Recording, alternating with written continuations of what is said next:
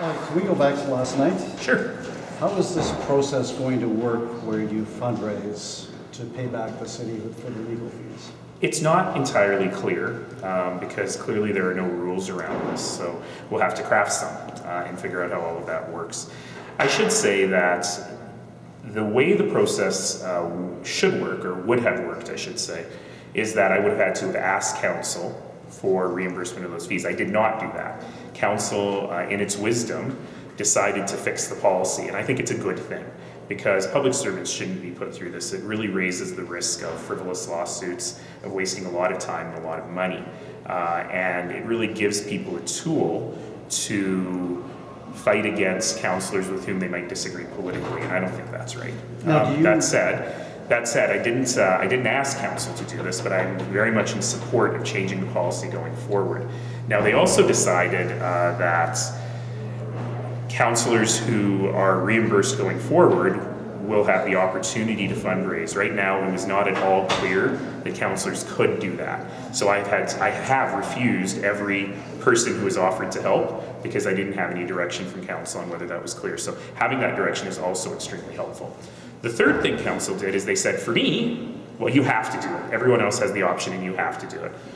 And you know, I'm a bit moved by Councillor Pincott's argument that that seems a bit arbitrary and weirdly unfair, but I was going to do it anyway, so I'm not at all fussed about it. And my goal is to make sure that every penny gets reimbursed to the city. Now, do you take a hands-off approach? Are you involved in setting this up, looking at who donates? I don't know the answer to that. I would prefer to take as hands-off an approach as possible. In fact, if it could all be done without my knowing the names of the donors, that would be terrific. I'm not sure that's going to work, but those are things that we'll sort out.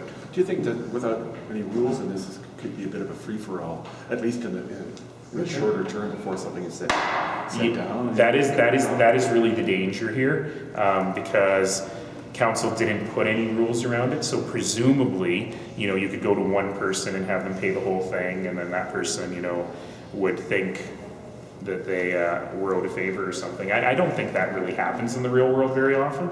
And in fact, it's very, very, very uncommon because to get in the situation that I'm in requires a whole bunch of things to happen. So what needs to happen is you got to get sued. The city solicitor has to agree that you were acting in good faith and in accordance with your duties.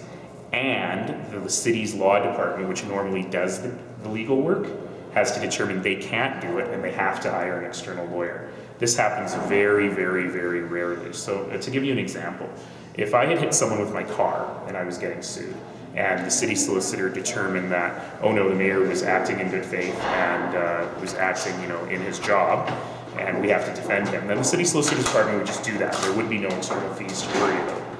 In this particular case, all of those dominoes had to fall for this to happen, and that happens very, very rarely.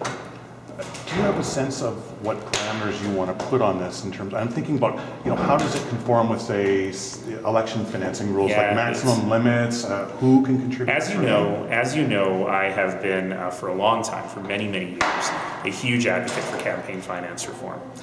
You also know that I ran the last two elections as though much more strict rules were in place because I think that the rules around election financing are too weak. And so I put my money where my mouth is and I handicapped my campaign in order to run under a more fair system. So obviously that's my philosophy. I don't know yet what that's going to mean for this, but obviously my philosophy is the fairest system possible. And you mentioned you've already paid $100,000 yourself, yes, approximately. Are you hoping to recover that, or is that? Well, under what council passed, the city will have to pay all of it, including that $100,000, but of course all of that will be reimbursed. And the question is, will some of that be reimbursed from my personal funds? It may be. Depends on fundraising, I guess. Yeah. Can we just talk a little bit about the committee this morning in terms of the $86 million? Can you just clarify, you know, we've had various pots of savings and reallocations. Is this $86 million more?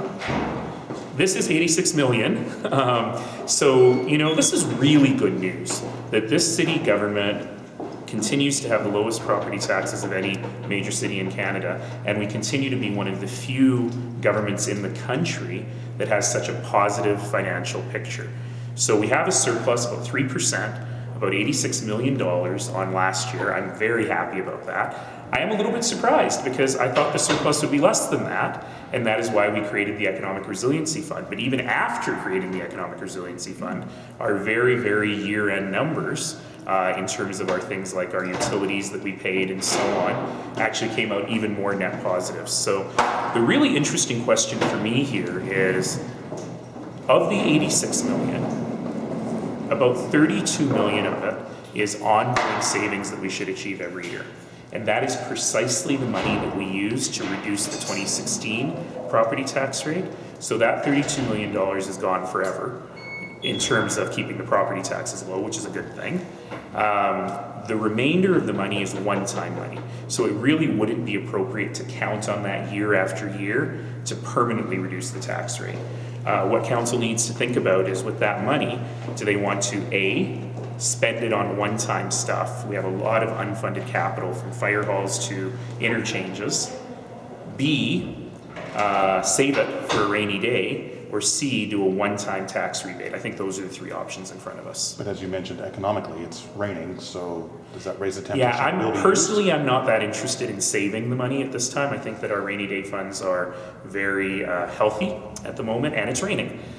So I would much prefer to see options 1 or 3, either spend it on stuff we need or look at a one-time way of returning it to the taxpayer. So for example, our freeze on transit and rec fares and pet fees last year was a way of doing that without causing a permanent deficit or a structural deficit in our tax rates. In You have to go. In June, we'll know about which option to look at, the 1 or 3. Yes, we'll make some decisions in June around the budget.